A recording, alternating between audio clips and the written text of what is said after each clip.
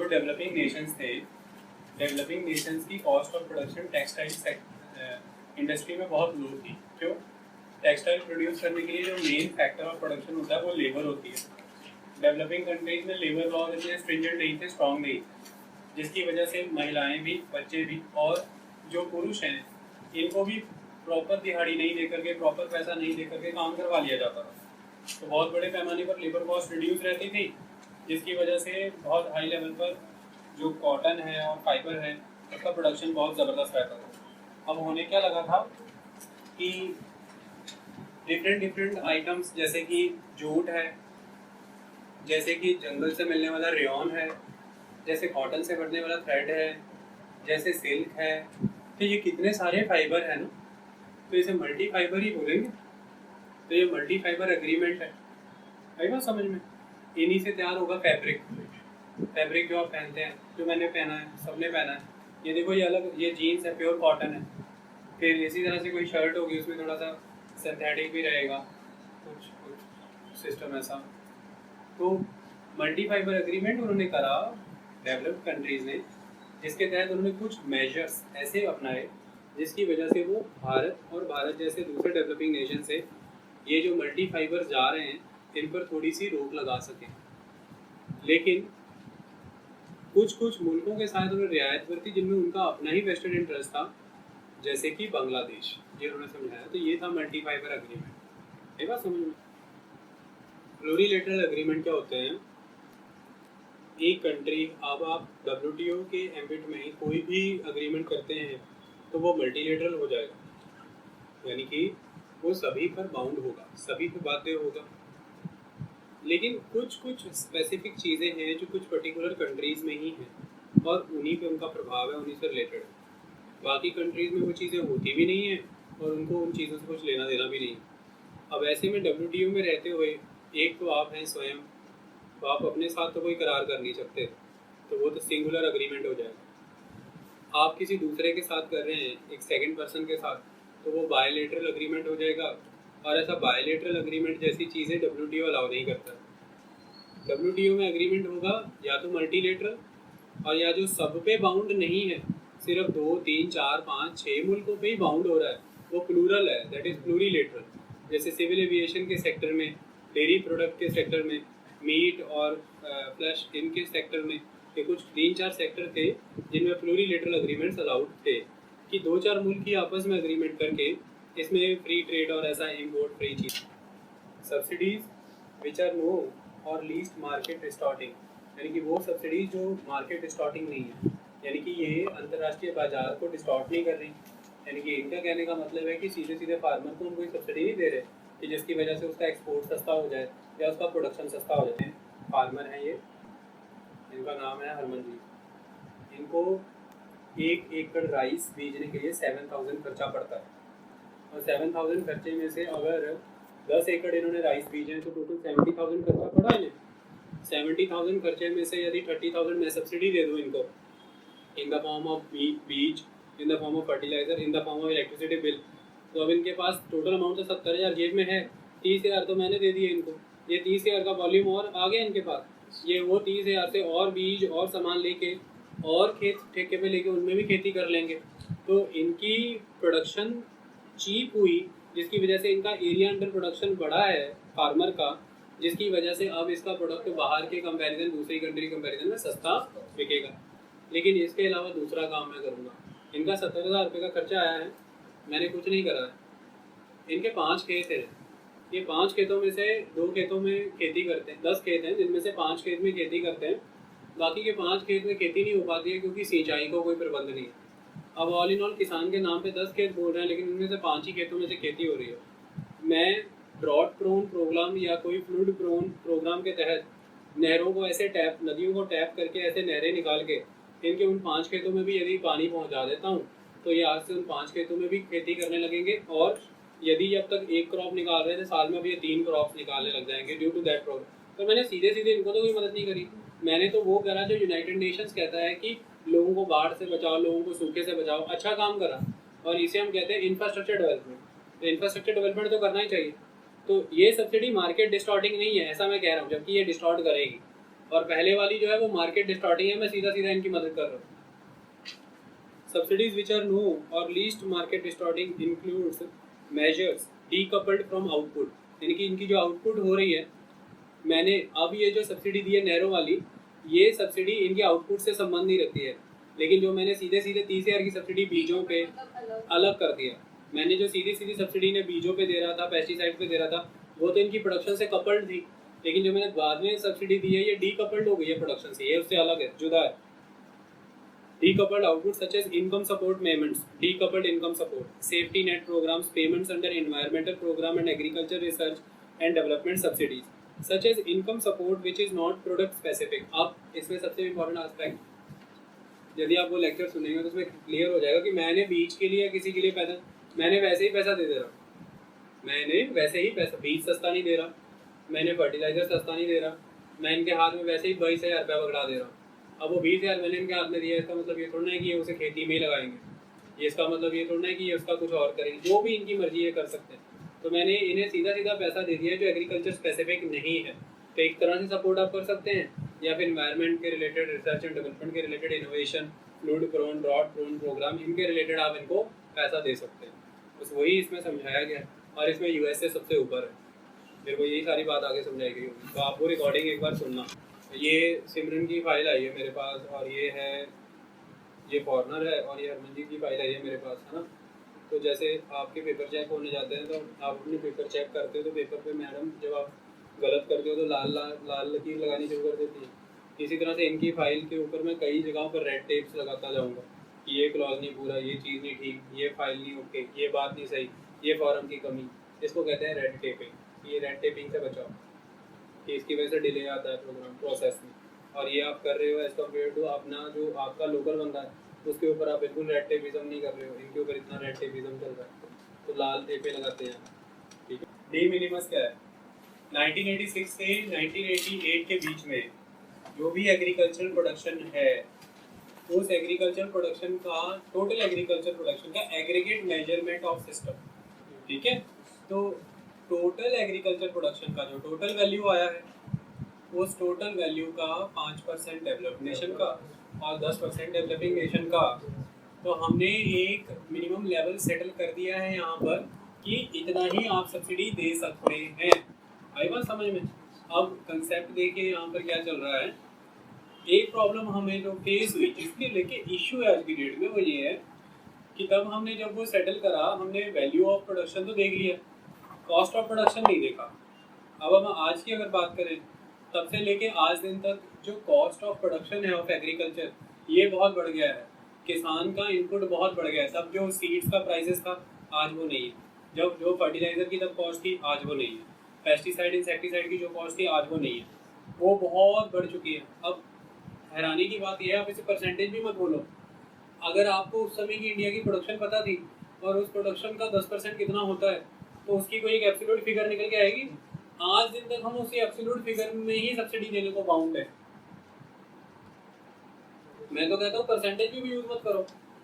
जब हम चल ही फिक्स प्राइस पे रहे हैं, फिक्स परसेंटेज पे चल रहे हैं, तो फिर परसेंटेज की क्या यूज है? एब्सोल्यूट टर्म यूज करो। मान लो उस समय इंडिया का एग्रीकल्चर प्रोडक्शन था 10 लाख और उसका 10% कितना हुआ? माने आज दिन तक हम 1 लाख रुपए के अंदर अंदर ही सब्सिडी दे रहे हैं, जबकि आज एग्रीकल्चर प्रोडक्शन इंडिया कितना हो चुका है? 10 करोड़ टन। तब 10 लाख टन था, 10 करोड़ टन है। सब्सिडी कितनी दे रहे हैं? 1 लाख की। तो इंडिया ये कह रहा है कि मेरे भाई, आज की जो प्रोडक्शन है आज के हिसाब से, उसका 10% देने दो।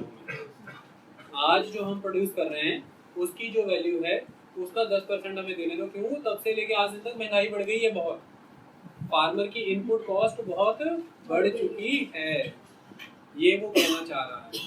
तो मुद्दे की बात यहाँ पर ये आ जाती है कि पहले तो ऐसा मत बोलिएगा कभी भी कि जो एग्रीकल्चर प्रोडक्शन है उसका 10%। 1986 से 88 में जो एग्रीकल्चर प्रोडक्शन थी, आप क्यों नहीं इसको एब्सोल्यूट फिगर में बोलते? अब आप उससे सवाल परसेंटेज ही क्यों बोल रहे हो? जब तो फिगर तो फिक्स ही है, तब का ही 10% मैंने 10% ही चल रहा है। फिर तो फिर आंसर इज कि इंडिया में रहते हैं तो इंडिया का प्रोडक्शन पता है, लेकिन 10% पूरी डेवलपिंग कंट्रीज का था, सारी डेवलपिंग कंट्रीज का, इसलिए एब्सोल्यूट फिगर ना बोल के परसेंट बोला गया। कि 10% of the developing country, 5% of the developed country. अब प्रोडक्शन तो हर किसी की अलग अलग होगी और फिर प्रोडक्शन वैल्यू भी अलग अलग होगी, क्योंकि करेंसीज भी सबकी अलग अलग हैं, तो फिर उसका परसेंट बोलना बेटर है। 1,00,000 डॉलर बोल देते हैं या 1,00,000 रुपये बोलते तो गड़बड़ होता है। वहाँ पे 1,00,000 यूरो है, वहाँ पे कुछ और है, यहाँ पे कुछ और है, हर जगह पे अलग अलग है। तो मुद्दे की बात यहाँ पर ये आती है, भारत का जिस समय, मान लो अमेरिका की प्रोडक्शन उस समय थी 50 लाख और इंडिया की प्रोडक्शन थी उस समय 10 लाख, तो इंडिया को सब्सिडी कितनी अलाउड हुई? 1 लाख, और उनको 5% के हिसाब से सब्सिडी कितनी अलाउड हुई? 50 लाख का 5% कितना हुआ? उनका 2.5 लाख, हमारा 1 लाख। ये 2.5 लाख 1 लाख सिर्फ एम्बर बॉक्स के लिए। मैंने मान लो एक छोटा सा उदाहरण देता हूँ, छोटा कर देते हैं इसको। इंडिया की प्रोडक्शन उस समय 1 लाख, उसका 10% कितना हो गया? 10,000। इंडिया सिर्फ 10,000 सब्सिडी दे सकता है। इंडिया ने 2,000 दे दिया बीज में, 2,000 दे दिया फर्टिलाइजर्स में, 2,000 इंसेक्टिसाइड पेस्टिसाइड में, 6,000 हो गया। 2,000 बिजली के बिल में दे दिया और 2,000 रुपया दे देगा MSP, हो गया 10,000 पूरा। अब इंडिया चुप हो गया बस, अब इसके बाद कुछ नहीं दे सकता। अब यही सिचुएशन अमेरिका में भी, कि अमेरिका के पास भी 10,000 की छूट है, तो ये 10,000 के बाद वो बस 20 लाख, 40 लाख, 100 लाख, 1 करोड़, 10 करोड़, कितना भी दे सकता है ग्रीन बॉक्स में, ब्लू बॉक्स में। कि 1990s तक 90% जो टोटल जो 100 रुपये खर्च रहा था ना अमेरिका सब्सिडियों पे, उनमें से 90 रुपये जो खर्च रहा था वो उस कैटेगरी में खर्च रहा था जो एम्बर बॉक्स वाला है। तो पिछले 40 ईयर्स में इतनी सब्सिडीज देकर उन्होंने फार्मर को फर्टिलाइजर, सीड्स, इन मामलों में खड़ा कर दिया, उन्हें फार्मर बना दिए थे। बहुत बड़ी कोऑपरेटिव सोसाइटी को आज पूरे अमेरिका के पास बहुत vast stretch of agriculture land है, उसको जस्ट 34 कॉरपोरेट चला रहे हैं। तो सोच के देखो कि कितना बड़ा क्लब बन गया है वहाँ पर।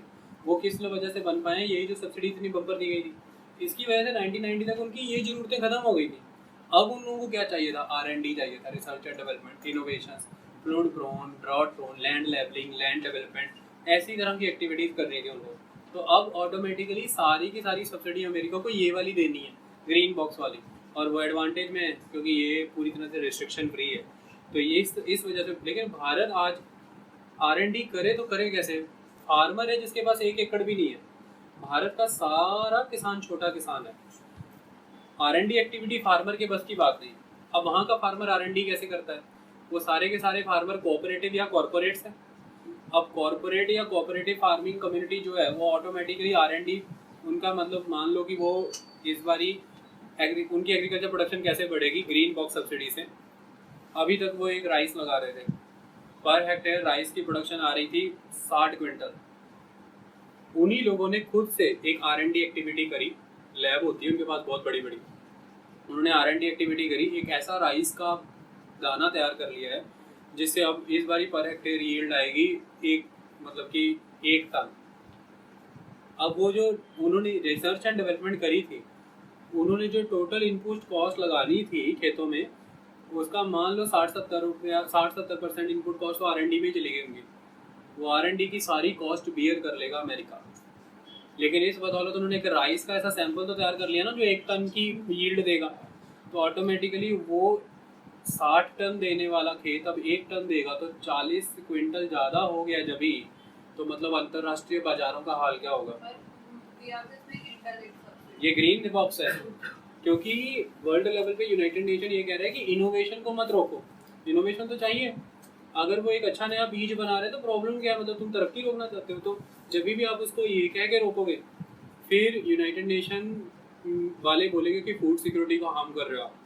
इंडिया वालों को बोलेंगे you are against the food security, ये थर्ड वर्ल्ड कंट्रीज की पॉपुलेशन बढ़ रही है, आपको फीड करने के लिए वो इतनी मेहनत करके इनोवेशंस कर रहे हैं, R&D कर रहे हैं, अगर आज वो बंद कर दें तो आप भूखे मर जाओगे। याद करो ग्रीन रेवोल्यूशन, हम ही ने बीज दिया था तो आपके यहाँ पे इतनी पैदावार हो रही, हम उसे रोक नहीं, बट उसका वो एक किसान का 40 क्विंटल जो बढ़ा हुआ है, पूरे अमेरिका में यदि फार्मर का इस तरह से प्रोडक्शन बढ़ा, इंटरनेशनल मार्केट में फ्लूड करेगा जब आके, तो भारतीय किसान का तो कुछ बचना ही नहीं है क्योंकि प्रोडक्शन कितनी चीप हो गई है। और डबल स्टैंडर्ड की खासियत यहाँ पर ये है कि अमेरिका जो सब्सिडी देता है, अमेरिका के पर कैपिटा GDP से भी ज़्यादा रहती है पर कैपिटा फार्मर सब्सिडी। मतलब आप हैरान हो जाएंगे कि एनुअली $30 बिलियन की सब्सिडी देता है वो एनुअली फार्मर को, मतलब कि लगभग $360 बिलियन सब्सिडी दे देना, मतलब पर डे आप $1 बिलियन सब्सिडी दे रहे हो। इतनी तो हमारी डेवलपिंग कंट्रियों की जीडीपी नहीं है। जब भी आप दत्त सुंदरम पढ़ेंगे उसमें उसने कंपैरिजन किया है कि इतनी तो जिन कंट्रियों में जा रही है वो सामान, उनकी तो जीडीपी टोटल उतनी नहीं है जितनी तुम सब्सिडी दे रहे हो। उनका फार्मर खड़ा है सब्सिडी पर, आज सब्सिडी खिंच गई तो सारा अमेरिका कोलैप्स हो जाएगा। अब आप इतना सब्सिडाइज्ड करके एक क्रॉप उगाओगे, वो क्रॉप जब बाजार में जाएंगी तो मतलब खत्म कर दोगे आप पूरी तरह से। यही रीजन है भारत में निरंतर आज दिन तक ऐसा नहीं हुआ था, अंग्रेज भी आए, ब्रिटिशर्स भी आए, सब आए, सब ने खाया। भारत का किसान मतलब मरने तक खुद आ गया था, मरा नहीं कभी। 1995 में WTO बनने के बाद 2017 तक आप नेट पे जाके डाटा निकाल लेना फार्मर डेथ का इंडिया में आफ्टर WTO, आप लिखेंगे देखेंगे अंबार लगा हुआ है। इसके पहले वो केस नहीं ले रहा था कि भारतीय किसान ने सुसाइड किया हो, क्योंकि डेवलपिंग, ये भारत का हाल नहीं है, पूरे डेवलपिंग वर्ल्ड का है। सब सुसाइड कर रहे हैं फार्मर, क्योंकि डेवलप्ड नेशन का एग्रीकल्चर प्रोडक्ट पूरी तरह से फ्लड कर गया है मार्केट में due to the green box subsidy. आई बात समझ में? 1986 में उरुग्वे में राउंड स्टार्ट हुआ, बोला था कि 4 साल में अप्लाई कर देंगे, लेकिन टसल हो गई, आपस में प्रॉब्लम हो गई, तो फाइनली 1993 दिसंबर में इसके ऊपर साइन करे लगभग 112 देशों ने, 121 देशों ने, भारत भी उसमें था। और अप्रैल 1994 में ये एक्ट बन गया, इसको डंकल एक्ट बोलते हैं।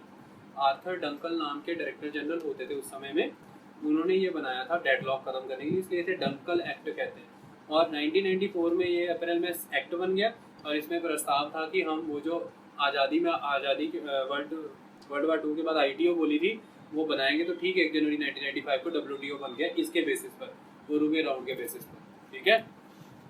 WTO impact of WTO in various aspects of Indian economy, मैं यहाँ से शुरू करके यहाँ तक आऊँगा। चैप्टर ऑफ इंडियन इकोनॉमी, पहला effect on the Indian industry. मुझे ऐसा लगता है 90% आपको पता ही है इंडियन इंडस्ट्री के ऊपर इसका क्या इम्पैक्ट पड़ा होगा। ब्लू बॉक्स सब्सिडी क्या है, उसमें एक लाइन लिखी है टू लिमिट द प्रोडक्शन। कोई कंट्री कहेगी अपने प्रोडक्शन को लिमिट करो, उसके लिए हम इंसेंटिव देंगे। आप समझ ही नहीं पाए देर वेस्टर्न, उनका दिमाग समझो। वो क्या करते हैं, वो जानबूझ करके टारगेट प्राइस रखते हैं बहुत हाई, जिसे वो बोलते हैं कि ये होगा इतना, इस बार का मार्केट प्राइस रहना चाहिए। टारगेट प्राइस रखा राइस का 50 रुपीज पर केजी, राइस का प्राइस निकल के आया मार्केट का 20 का गैप आ गया। फिर वो 20 रुपया इंसेंटिव फार्मर को देंगे, ये बोल के कि तुम लोगों ने प्रोडक्शन बहुत एक्सेस में करा था, जिसकी वजह से सप्लाई बहुत एक्सेस हो गई थी, जिसकी वजह से तुम्हें वो कीमतें नहीं मिलनी चाहिए जो तुम्हें मिलनी चाहिए थी वो नहीं मिली है। तो अपनी प्रोडक्शन, ये जो तुम्हें नुकसान भुगतना पड़ा है वो ले लो, और इसे लेके अब अगली बार प्रोडक्शन लिमिट कर देना अपनी, ताकि मार्केट में सप्लाई रिड्यूस हो जाए डिमांड के कंपैरिजन में, और तुम्हें फिर वो प्राइस एक्चुअल में मिले जो तुम्हें मिलना चाहिए।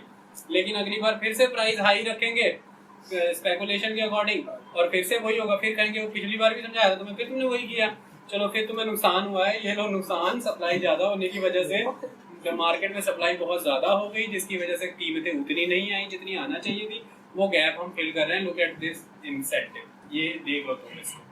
तो this subsidy is for the production limitation subsidy, की लिमिट करना है प्रोडक्शन को, ये है कॉन्टेक्स्ट।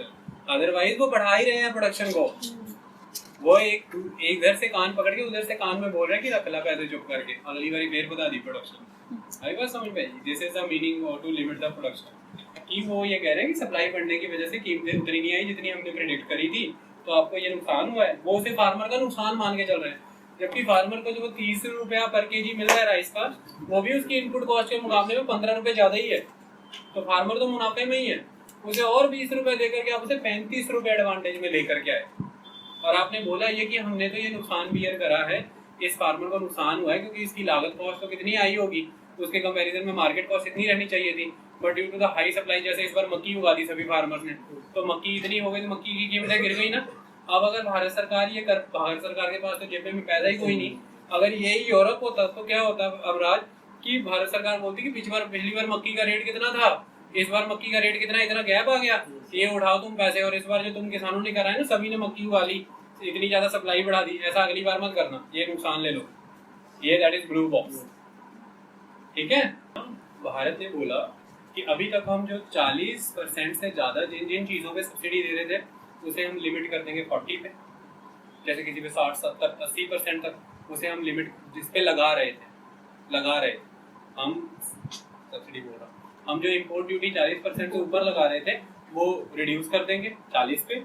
जो 40 से 25 के बीच बीच में जिन जिन प्रोडक्ट पे लग रही थी वो लिमिट कर देंगे 25% पे, और जो इम्पोर्ट ड्यूटियाँ 25% से नीचे थी उनको हम उनका मैक्सिमम लेवल 25% फिक्स कर देंगे कि ये कभी इससे ऊपर नहीं जाएंगी।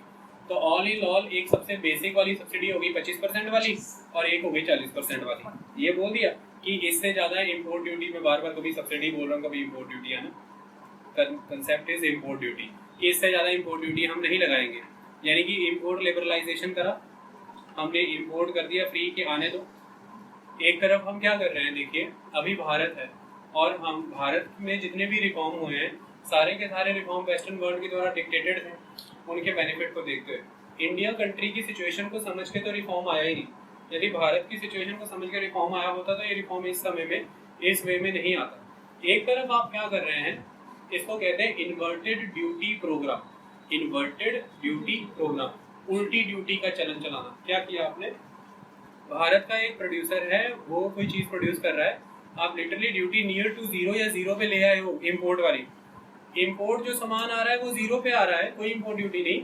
वही सेम प्रोड्यूसर आपके देश में प्रोडक्ट उगा रहा है, उसके ऊपर excise duty, sales tax, VAT, service tax सब कुछ ठोक के उसका सामान इतना महंगा हो रहा है। माने कि इन्वर्टेड ड्यूटी हो गई, जिसको नहीं लगाना था उसको लगाया, जिसको लगाना था उसको नहीं लगाया। ये दबाव है, ये प्रेशर है। इसकी वजह से भारतीय उद्योग धंधे पूरी तरह से बर्बाद हुए, बहुत हाई लेवल पर नुकसान पहुंचा। सिर्फ कुछ ही ऐसे बड़े उद्योग धंधे थे जो टिक पाए। तर्क ये दिया गया कि वर्ल्ड ट्रेड ऑर्गेनाइजेशन की वजह से हमें बड़ा और खुला बाजार मिलेगा, लेकिन ऐसा बिल्कुल नहीं हुआ भारत के साथ। Indian manufactured product international level पर बिक ही नहीं सकता था उस समय पर। क्यों? टेक्नोलॉजी में हम बहुत पीछे थे, क्वालिटी स्टैंडर्ड्स हम अभी अप्लाई नहीं कर रहे थे। सो इंडस्ट्रियल बेस्ड मैन्युफैक्चर्ड प्रोडक्ट में तो अभी हमारी महारत हासिल ही नहीं हुई थी।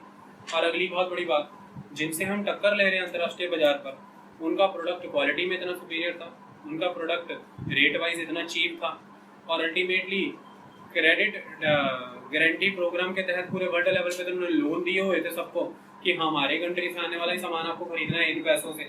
इसकी वजह से उन्हीं का सामान बिक रहा था। तो इंटरनेशनल लेवल मार्केट पर भी हम बहुत ज़्यादा एक्सपोर्ट में कुछ अचीव नहीं कर पाए। दूसरा, एक्सपोर्ट सब्सिडी भी रिड्यूस कर दी, जिसकी वजह से हम किसी न किसी लेवल पे अपने सामान को सस्ता बना पाते थे। तो वो कॉस्ट भी हमने अब छीन ली है प्रोड्यूसर से। ना तो हम इंटरनेशनल लेवल पर इंटरनेशनल इंडस्ट्रीज के साथ कम्पीट कर पाए, ना हम पहले जो अपने प्रोडक्ट को सस्ता रख पाते थे एक्सपोर्ट सब्सिडी देके वो रख पाए। डोमेस्टिक मार्केट को हम बचा नहीं पाए, हमने free flow of imported goods होने दिया, और उल्टा अपने प्रोड्यूसर को हमने टैक्सेस लगाए। इसकी वजह से हमारी इंडस्ट्री बर्बाद हुई। All in all industrial sector बहुत भयंकर तरीके से हार्म हुआ, बहुत बुरी हालत हुई। और आप देख सकते हैं कि भारत ने लगातार 2 से 3 बार उसके बाद रिसेशन के छोटे छोटे दौर भी देखे। आप देख सकते हैं 1995 में WTO बना, 1997-98 में रिसेशन का दौर आया। तो मुद्दे की बात यह है कि हमें इसका नकारात्मक परिणाम ही भुगतना पड़ा। दूसरा हम बात करते हैं impact of import of second hand cars in India. ये बहुत खतरनाक था। अगर हम इंडस्ट्री में कार वाली बात करें तो क्या हो, इंडिया ने सेकेंड हैंड कार फॉरेन, आप देखते होंगे पहले यहाँ के लोग, इंडिया के लोग जिनको कारें अच्छी लगती थी फॉरेन तो मंगवाते थे, शिप थे। इंडिया ने सेकेंड हैंड गाड़ियों को एंट्री दे दी इंडिया के बाजार में, जबकि बड़े बड़े मुल्कों ने ऐसा नहीं करा था उस समय पर।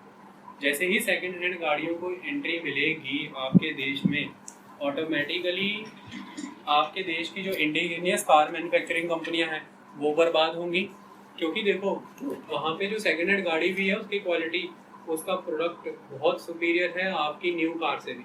और दूसरी बात, वो बहुत लग्जरी कार है, वो आपको उस कीमत पे मिल जा रही है जो न्यू कार है। तो मुद्दे की बात ये है कि वहाँ से जब उन्होंने सेकेंड हैंड गाड़ियाँ अलाउ करी, उसकी वजह से भारत में जो फॉरेन से ही कंपनियाँ आकर के गाड़ियाँ बना रही थी, उन्होंने इस बात का घोर खंडन करा कि हम इंडिया में आके इतना इन्वेस्टमेंट करके गाड़ियाँ मैन्युफैक्चर कर रहे हैं, इन सारी चीज़ों में हमें नुकसान हो रहा है क्योंकि इंडिया ने फॉरेन से सेकेंड हैंड गाड़ियाँ अपनी कंट्री में आना अलाउ कर दिया, जबकि इसे ये नहीं करना चाहिए था। ये भी हमने अंडर प्रेशर किया।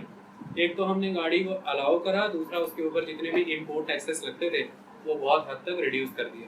तो हमारा ऑटोमोबाइल सेक्टर भी भारत में बहुत प्रभावित हुआ, क्योंकि इंडिया में जो ऑटोमोबाइल सेक्टर शुरुआत में लगा था वो मोस्टली जॉइंट वेंचर में लगा था, फॉरेन की कंपनियों के साथ मिलकर के लगा था, और अभी धीरे धीरे धीरे डेवलप हो रहा था।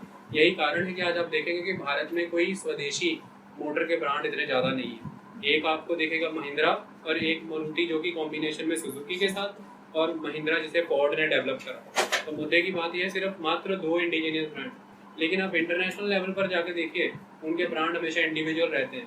टोयोटा आपको इंडिविजुअल मिलेगा, बेंज आपको इंडिविजुअल मिलेगा, हर ब्रांड आपको, हुंडई आपको इंडिविजुअल मिलेगा, सारे आपको, निसान आपको इंडिविजुअल मिलेगा, सब इंडिविजुअल मिलेंगे। हमारा ब्रांड आपको इंडिविजुअल नहीं मिलेगा। तो मुद्दे की बात यह है, सदियों से चला आ रहा टाटा भी कहीं छुप गया। आप देखिए ऐसी बाढ़ आई गाड़ियों की कि टाटा के प्रोडक्ट भी नहीं बिक पाए, और टाटा ऑटोमेटिकली हैवी गाड़ियों तक ही सीमित रहा, ट्रक बनाने तक, ट्रेलर बनाने तक, इन्हीं चीज़ों तक सीमित रहा। छोटी गाड़ियों तक वो आया ही नहीं। अशोक लेलैंड नाम का एक होता था ब्रांड, उसका आता पता है कोई नहीं चल रहा है, सिर्फ और सिर्फ ट्रकों तक ही सीमित रहा। तो मुद्दे की बात यह है कि ऑटोमोबाइल सेक्टर को उन्होंने पूरी तरह से डिसग्रंडल करके रख दिया, ये सेकेंड हैंड गाड़ियों की एंट्री दे करके, और बहुत बड़े पैमाने पर all in all industrial sector में एंट्री दे करके। किनको? ये इम्पोर्टेड आइटम्स को। नहीं बात समझ में? दूसरा है इम्पोर्ट ऑफ चाइनीज गुड्स। भयंकर तरीके से 2001 में जब WTO का मेंबर बन गया चाइना, 2001 के बाद चाइना के प्रोडक्ट बहुत तेजी से भारत में एंटर हुए। और वह प्रोडक्ट भी कैसे थे? वीडियो टेप, VCR, टेलीविजन, जो भी इलेक्ट्रॉनिक्स प्रोडक्ट। अभी भारत की इलेक्ट्रॉनिक इंडस्ट्री अभी बननी जमनी शुरू ही हुई थी। लेकिन आज आप मुझे बताइए, कितना क्या ऐसे स्वदेशी ब्रांड है जिसका टीवी आपके घरों में है? आप कैसे टीवी यूज़ करते हैं? सारे आप देखिए, सैमसंग, सोनी, LG। आपका ब्रांड किधर है? इंडिया का ब्रांड बताओ मुझे। सारा आप जो मोबाइल यूज़ करते हो इंडिया का ब्रांड बताओ, लैपटॉप में मुझे, कंप्यूटर में मुझे इंडिया का ब्रांड बताओ, किसी भी इलेक्ट्रॉनिक गैजेट में आप मुझे इंडिया का ब्रांड बता दो। ये तो बहुत मुश्किल से टाइटन बचा हुआ घड़ियों में, वरना उसकी भी धज्जियाँ उड़ा के रख दी। उन्होंने ऐसे ऐसे ब्रांड लेकर के आ गए फॉरेन वाले। मुद्दे की बात यह है कि इलेक्ट्रॉनिक सेक्टर हमारा अभी ग्रो होने ही वाला था, इतने में हम WTO में आए। आपने एक गेम नहीं देखी, 1991 में हमने उधर से बाजार खोला LPG मॉडल के थ्रू, 1995 में हम WTO में आ गए। जो 1991 में ओपन कर दिया सारा सेक्टर, उसको डबल ट्रिपल ओपन कर दिया 1995 में। और 1995 के बाद जब चाइना एंटर हो गया एक बारी, चाइना में जबरन दखल है सरकार का, सारा कुछ कम्युनिस्ट इकोनॉमी है, सारा कुछ चाइना की सरकारें प्रोड्यूस करती हैं, इतना बम्पर लोन देती रहती हैं। अब जो लोन देना है उसे सब्सिडी में काउंट नहीं करते ये लोग, लेकिन एक कंपनी को लोन दे दिया और बाद में लोन माफ कर दिया, वो क्या है? Okay sir. तो अब ये लोग चीखना शुरू हुए हैं, अमेरिका वाले, यूरोप वाले, कि इंडिया किसानों को जो लोन देता है वो माफ ना करे। तो भारत सरकार जब किसानों को दिया लोन माफ करती है ना, इन पर WTO का प्रेशर होता है कि नहीं करना। तो आप देखेंगे रोते रह जाते हैं किसान, कितने कितने दिन आंदोलन करते रह जाते हैं, फिर भी लोन नहीं माफ हो पाता। ये WTO का प्रेशर है कि this is another kind of subsidy also. तो आज हमने ये शुरू किया है, तुम तो मतलब कब से कर रहे हो। चाइना वाले तो सारी इकोनॉमी डेट के ऊपर चल रही है, वो डेट दे दे के कंपनी को आप खड़ा कर रहे हो और बाद में लोन वेव कर देते हो कि ये प्रोडक्शन एक्टिविटी, ये R&D एक्टिविटी, ये इनोवेशन एक्टिविटी, ये नेशनल डेवलपमेंट के काम थे, सारे हमने कैंसिल कर दिए। इसकी वजह से उनके प्रोडक्ट सस्ते बाजार में आए। टॉय इंडस्ट्री और इलेक्ट्रॉनिक इंडस्ट्री भारत की पूरी नेस्तो नाबूद करती है। आज भारत की इलेक्ट्रॉनिक इंडस्ट्री कहीं नजर ही नहीं आती, आप ढूंढ के देख लीजिए। ठीक है? माइक्रोमैक्स की भी बुरी हालत करन दे। आगे आ जाओ। Impact of WTO and SSI, small sector industries, small scale industrial units का भी उसी तरह से बुरा हाल। बहुत ज़बरदस्त तरीके से हमारा स्मॉल स्केल सेक्टर ही जो था, वही सारे हर तरह के छोटे छोटे इंटरमीडिएट गुड्स, हर तरह की बड़ी बड़ी इंडस्ट्री को सपोर्ट करने के लिए एंसिलरी प्रोडक्ट्स सप्लाई करता था। जैसे ही इम्पोर्ट ड्यूटी हटी, वो सारे मार्केट में वो सारे प्रोडक्ट्स ने फ्लोट कर दिया। हमारा स्मॉल स्केल सेक्टर जो अभी तक हमारी शान था, लगभग 50% एम्प्लॉयमेंट जनरेट करने का काम करता था, लगभग देश में 40% GDP में कंट्रीब्यूशन था, लगभग एक्सपोर्ट में 35% इसका कंट्रीब्यूशन था। तो जो एक्सपोर्ट में इतने इंपॉर्टेंट था, GDP में इतने इंपॉर्टेंट था, एम्प्लॉयमेंट में इतने इंपॉर्टेंट था, सारा बर्बाद करके रख दिया। Small scale industries units mostly बंद हो गए। जो उनमें से कुछ बड़े यूनिट्स थे वो कुछ बड़ी मुश्किल से टिके रह गए। जिनका चलना आज की डेट में भी मुश्किल हो रखा है। SSI यूनिट्स को भी WTO की वजह से बर्बाद ही होना पड़ा। फॉरेन कंपटीशन को ये झेल नहीं पाए। एक तरफ हमारा स्मॉल स्केल सेक्टर का यूनिट और एक तरफ MNC। जब MNCs का बना हुआ प्रोडक्ट भारत में आने लगा था, उनका टेक्सटाइल, उनके रॉ मटेरियल, उनका स्पेयर पार्ट्स, तो फिर भारत की इंडस्ट्रीज के द्वारा बनाई गई चीज़ें टोटली बंद हो चुकी थी। आप देख सकते हैं कैपेसिटर्स लगे, पंखों में कैपेसिटर लगा करते थे। उसके बाद कुछ इलेक्ट्रिकल सामान भी हुआ करते थे, वो सारे के सारे इन्होंने रिप्लेस कर दिए जो वेस्टर्न वर्ल्ड के बड़े बड़े। पहले कुछ अपनी देसी तारें भी आया करती, जो तार आप बिछाते हैं घरों में, बाद में सब इंटरनेशनल कंपनीज की तारों ने चेंज कर दिया, इनको पूरी तरह से बर्बाद करके रख दिया। तो ये भी, इसका भी एक ये गेम है। Double standard of developed country. अब ये डबल स्टैंडर्ड में वो सारा unfair game in agreement on textile, उसके बाद चाइल्ड लेबर, उसके बाद US anti dumping act and copyright act against WTO principles. ये क्या कहते हैं कि जो डेवलप्ड कंट्री है उन्होंने हमेशा डबल स्टैंडर्ड्स दिखाए, जो बोला वो खुद से करा नहीं। ऐसा बोला कि प्रोटेक्शनिस्ट पॉलिसीज नहीं कोई यूज़ करेगा, सबसे ज़्यादा खुद यूज़ की। टेक्सटाइल के मामले में अपना एक खास तरह का इनका 301 का रूल होता है, वो रूल इन्होंने बनाया और उस एक्ट के तहत बहुत ज़बरदस्त तरीके से विदेशों से आने वाले सामान के ऊपर इन्होंने बैन लगा दिया। अब आप एक तरफ से इंपोर्ट लिबरलाइजेशन की बात कर रहे हो और दूसरी तरफ से वो एक्ट 301 बना करके इंपोर्ट को ही रोक रहे हो। सो मुद्दे की बात है कि डबल स्टैंडर्ड दिखाया गया अमेरिका की तरफ से। दूसरा इसमें कंसेप्ट आ जाता है चाइल्ड लेबर। अमेरिका ने इंडिया से बहुत सारे प्रोडक्ट आने बंद कर दिए ये बोल के कि इंडिया चाइल्ड लेबर का इस्तेमाल करता है, ये सारे प्रोडक्ट बंद कर दिए। जबकि देखा जाए तो अमेरिकन कंपनी अफ्रीका और एशिया के मुल्कों में जाके जब प्रोडक्शन कर रही थी, वहाँ पर खुद इतने बड़े पैमाने पर चाइल्ड लेबर का यूज़ कर रही थी वो कि कोई सोच भी नहीं सकता। तो इन्होंने चाइल्ड लेबर बोल करके इंडियन प्रोडक्ट को बैन कर दिया कि यहाँ पर चाइल्ड लेबर यूज़ हो रहा है, हम इसको प्रोडक्ट को यूज़ नहीं करेंगे। कभी चाइल्ड लेबर का बहाना दे करके, कभी 301 का रूल बना करके, कभी कुछ करके इन्होंने भारतीय सामान को रोका आने से। पेटेंट के मामले में देखेंगे तो US anti dumping act and copyright act against WTO principle, अपने ही इन्होंने 2 एक्ट पास कर दिए। और US की खासियत थी कि US ने जब WTO ज्वाइन किया था, इस कंडीशन पे ज्वाइन किया था कि यदि कोई भी आपका WTO का लॉ होगा वो हमें हमारी अपने यहाँ की संसद में पास कराना है, यदि वो नहीं पास होता तो हम उसे नहीं मानेंगे। दूसरा, आपका जो भी आपके डिस्प्यूट सेटलमेंट बॉडी का हमारे खिलाफ जो भी केस आएगा, हमारे जजेस हमारी न्यायालय में उस केस को एक बार सुनेंगे, यदि वो डिनाई कर देते हैं तो फिर हम आपकी रूलिंग को नहीं मानेंगे। तो यानी कि किसी भी तरह के लॉ के ऊपर वहाँ की जो कांग्रेस है उसका रूल चलेगा, और किसी भी तरह के अगर डिस्प्यूट सेटलमेंट की कोई पनिशमेंट या कुछ आता है उसके ऊपर उनके न्यायालय का। और अगर उनके न्यायालय के द्वारा या उनकी कांग्रेस के द्वारा कहा जाता है कि हम नहीं मानेंगे, तो इस बात पर किसी भी time on the spot USA WTO को क्विट कर सकता है। ये बात बोल करके USA इसमें एंटर हुआ और एक बिग ब्रदर टाइप एटीट्यूड था उसका। तो डेवलपिंग कंट्रीज ने बोला कि आपका ऐसा बिग ब्रदर टाइप एटीट्यूड नहीं चलेगा। एंटी डंपिंग को लेकर के भी उसने अपने ही कुछ कानून बना लिए, कॉपीराइट को लेकर के भी अपने ही बना लिए। तो बहुत सारे प्रोडक्ट्स ऐसे आते थे फॉरेन से, उन्हें डंप बोल करके उसके खिलाफ एंटी डंपिंग ड्यूटी लगाया करता था। और बहुत सारे ऐसे प्रोडक्ट जो वर्ल्ड लेवल पे बन रहे थे, अपना कॉपीराइट एक्ट बनाया इस तरह से कि ये बता देना कि इसके ऊपर मेरा कॉपीराइट है, आप ये प्रोडक्ट बना ही नहीं सकते। तो इस वजह से बहुत नुकसान पहुँचा है। तो मुद्दे की बात यह है कि अमेरिका की तरफ से बहुत हाई लेवल पर डबल स्टैंडर्ड अपनाया गया, चाहे वो कोई कानून हो, चाहे वो डिस्प्यूट सेटलमेंट मैकेनिज्म हो, चाहे किसी तरह से कोई टेक्सटाइल आना हो उनके देश में अंदर, या कोई कॉपीराइट या पेटेंट के रिलेटेड कोई बात है। WTO सब्सिडीज एंड एग्रीकल्चर, इसमें ग्रीन बॉक्स, ब्लू बॉक्स और ये सारा बताया गया है। अगर हम इसको देखें, इसके बाद इसमें आ जाता है has the situation changed after Doha, tariff है, कोटा है, एक्सपोर्ट सब्सिडीज है, what needs to be done, क्या हमें करने की ज़रूरत है। India's role at Doha ministerial conference, जितना अभी तक मैंने आपको सारा बताया है वो सारा इसके अंदर दिया गया, इंडिया का जो दोहा मिनिस्ट्रियल कॉन्फ्रेंस में रोल। Geneva framework of WTO and India, जब सिंगापुर इशू हुआ था उसमें 4 मुद्दे थे। एक कंपटीशन का मुद्दा था, एक इन्वेस्टमेंट का मुद्दा था, एक ट्रेड फैसिलिटेशन का मुद्दा था, एक गवर्नमेंट रिक्वायरमेंट का और लेबर लॉ। गवर्नमेंट रिक्वायरमेंट का क्या मुद्दा था कि गवर्नमेंट जब भी कोई रिक्वायरमेंट करती है, जैसे गवर्नमेंट को सरकारी गाड़ियाँ लेनी है सरकार के कामकाज के लिए, गवर्नमेंट को स्टेशनरी लेनी है, गवर्नमेंट को भी तो ज़रूरतें पड़ती हैं, तो गवर्नमेंट उसमें ये मेंशन करती है कि प्रोडक्ट इंडियन होना चाहिए तो हम उसे प्रिकोर करेंगे।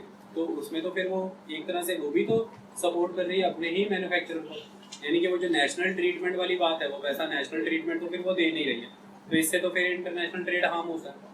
अब उसमें ये बोला गया है इस पर्टिकुलर बात में कि गवर्नमेंट, भारत की सरकार भारतीय लोगों को ये बोल रही थी कि आप सोलर एनर्जी को टैप करने के लिए सोलर पैनल लगाइए, और सोलर पैनल के अंदर हम सब्सिडी देंगे आपको, लेकिन सब्सिडी सिर्फ उसी को मिलेगा जो वो वाले सोलर पैनल परचेज करेंगे जिन सोलर पैनलों में इंडियन प्रोडक्ट्स लगे हुए हैं। हम उनको सब्सिडी नहीं मिलेगी जिन सोलर पैनलों में विदेशी नॉन इंडियन प्रोडक्ट लगे हुए हैं। तो इसमें आप देखिए, आप एक रीजन को इम्पोर्टेंस दे रहे हैं, इसकी वजह से भी तो उनको हार्म हो रहा है। तो गवर्नमेंट जो भी कोई इस तरह का सब्सिडाइज प्रोग्राम या गवर्नमेंट कोई पॉलिसी चलाती है उसमें रीजन स्पेसिफिक यानी किसी अपनी कंट्री स्पेसिफिक कोई भी ऐसी प्रोक्योरमेंट के क्लॉज ना बनाए जिससे कि किसी इंटरनेशनल कंपनी को कोई हार्म हो। तो अमेरिका ये केस लेकर के गया WTO में, और फिर वहाँ पर जाकर के केस जो है इंडिया के अगेंस्ट आया, और फिर इंडिया को बोला गया कि आप इसको बंद करो। इंडिया ने बोला ठीक है, मैं 3 साल के अंदर अंदर इसको स्लो डाउन कर दूंगा ग्रेजुअली। आई बात समझ में? तो सब्सिडियाँ दी जा रही थी पीछे बहुत बड़े पैमाने पर सोलर पैनल के मामले में। देखो हमराज, हमने पहले देखा था कि उन्हें टैरिफ बैरियर तो रिमूव कर दिए, फिर नॉन टैरिफ बैरियर ही रह गए सारे। नॉन टैरिफ बैरियर में क्या हो जाता था, कोटा सिस्टम कि हम कोटा लगा देंगे कि इतने ही प्रोडक्ट आना चाहिए, बाकी नहीं आना चाहिए। दूसरा उसमें हमने कह दिया कि एनवायरनमेंट को लेकर के, हेल्थ को लेकर के इनको ना हार्म होना चाहिए, या तीसरा हमने कह दिया कि क्वालिटी प्रॉपर होनी चाहिए, स्टैंडर्ड प्रॉपर मेंटेन होना चाहिए। ये सारी तरह की हमने रिस्ट्रिक्शंस लगा दिए, ये नॉन टैरिफ रिस्ट्रिक्शंस हैं। या फिर हमने बोल दिया कि सरकार को इतना सामान चाहिए और उसमें से ये सामान इंडियन ही होना चाहिए। ये सारा जब हमने काउंट करा कि नॉन टैरिफ के थ्रू जो विदेशों से सामान नहीं आ पा रहा है, ये रोक टैरिफ के कंपैरिजन में कितने का परसेंट बन रही है, तो पता लग रहा है कि टैरिफ वाला जो रोक है वो लगभग 30% सामान को रोक पा रहा है। मतलब जितनी की टोटल गुड्स आई इंडिया में, हम देखेंगे उसके ऊपर नॉन टैरिफ की वजह से वैल्यू वाइज कितना फ़र्क पड़ा और टैरिफ वाइज कितना फ़र्क पड़ा। पता लगा कि टैरिफ वाइज तो सिर्फ 20% का ही हो रहा है फ़र्क, लेकिन नॉन टैरिफ वाइज 40-50% तक का फ़र्क पड़ जा रहा है चीज़ें में। तो अब उन्होंने बोला कि ये नॉन टैरिफ वाला जो है धीरे धीरे सारा खत्म, कोटा रिमूव कर दो, किसी तरह की national requirement, region specific requirement की बातें रिमूव कर दो, पब्लिक प्रिक्योरमेंट, गवर्नमेंट प्रिक्योरमेंट में प्रेफरेंस देना बंद कर दो। धीरे धीरे वो जो 50% का इधर से इम्पैक्ट पड़ रहा है वो 50% को शिफ्ट कर दो 30% पे, उसको पूरा पहले 70-80% बना लो, तो नॉन टैरिफ फिनिश ही कर दिया टोटल, और आप आ गए टोटली टैरिफ के ऊपर। ठीक है, और फिर ये टैरिफ वाला क्लियर हो गया कि 70% की ड्यूटियाँ लग रही हैं अब इस हिसाब से, फिर उसे ग्रेजुअली रिमूव करो और उसे लेकर के आओ वापस 30% पे। तो हमने एक तरफ से नॉन टैरिफ खत्म कर दिया, उसे शिफ्ट किया टैरिफ के ऊपर, और फिर टैरिफ रिड्यूस करके धीरे वापस लेके आ गए ओरिजिनल फिगर के ऊपर 30% के ऊपर। So that shifting of non tariff to tariff is a tariffication process. Singapore session की मैंने 4 बातें इंपॉर्टेंट बताई ना आपको, उसमें 3 बातें तो बाकी तो कैंसिल कर दी थी मैंने बताया। इंटरनेट कंपटीशन को कैंसिल कर दिया गया था, इन्वेस्टमेंट नहीं माना गया था, पब्लिक प्रिक्योरमेंट की बात नहीं मानी गई, लेबर का कोई क्लॉज मानने की बात नहीं की, लेकिन बोला कि ट्रेड फैसिलिटेशन को समय आने पर देखेंगे। सबसे इम्पोर्टेंट सेशन जो है वो दोहा डेवलपमेंट एजेंडा है। उस सेशन में डेवलपिंग कंट्रीज ने डेवलप्ड कंट्री को ये बोला कि आपने जब WTO बनाया था तो उस WTO के अंदर आपने ये बोला था कि आप डेवलप करेंगे डेवलपिंग कंट्रियों को, तो वो डेवलपमेंटल एजेंडा कहाँ है? आप सिर्फ और सिर्फ अपना ही एजेंडा प्रोपोगेट कर रहे हैं, वो एजेंडा आपने लूज कर दिया। तो दोहा डेवलपमेंट राउंड के अंदर बहुत सारी सहमतियाँ बनी थी। उन सहमतियों में सबसे पहली सहमति की अगर हम बात करें तो कल भी वैसे बताई थी सहमतियाँ, उनमें से सबसे पहली सहमति ये थी कि बाजार को खोलेंगी डेवलप्ड कंट्री। एग्रीकल्चर सेक्टर में बोला गया कि मार्केट एक्सेस को और ज़्यादा बढ़ाया जाएगा, डेवलपिंग कंट्रीज के प्रोडक्ट जो हैं वो डेवलप्ड कंट्री में जाएंगे। याद रहे कि 2001 का ये जो दोहा डेवलपमेंट राउंड हुआ था ये बीजेपी की सरकार के समय में हुआ था, और बीजेपी का स्टैंड बहुत ही स्ट्रॉन्ग रहा है। जब भी आप WTO का कंसेप्ट जब आप देखेंगे कि वहाँ पर कांग्रेस गवर्नमेंट आएगी, कांग्रेस गवर्नमेंट का एटीट्यूड लिबरल हो जाएगा, लेकिन जब आप देखेंगे बीजेपी की गवर्नमेंट आएगी तो बीजेपी की गवर्नमेंट के दौरान ही स्ट्रिक्ट रूल्स एंड रेगुलेशंस बने हैं। तो चाहे वो अटल बिहारी वाजपेयी के समय की सरकार हो या नरेंद्र मोदी की सरकार, जिसमें जब फिर कांग्रेस का पैच आ जाएगा तो फिर से कॉम्प्रोमाइजेस स्टार्ट हो जाएंगे। अब मुद्दे की बात यहाँ पर ये आ जाती है, इसमें हम ना कांग्रेस के फेवर में ना बीजेपी के, अपनी अपनी उनका बिजनेस का मेंटेलिटी होता है, अपना अपना मॉडल होता है सबका। तो 2001 में ऑलमोस्ट डेवलपिंग नेशन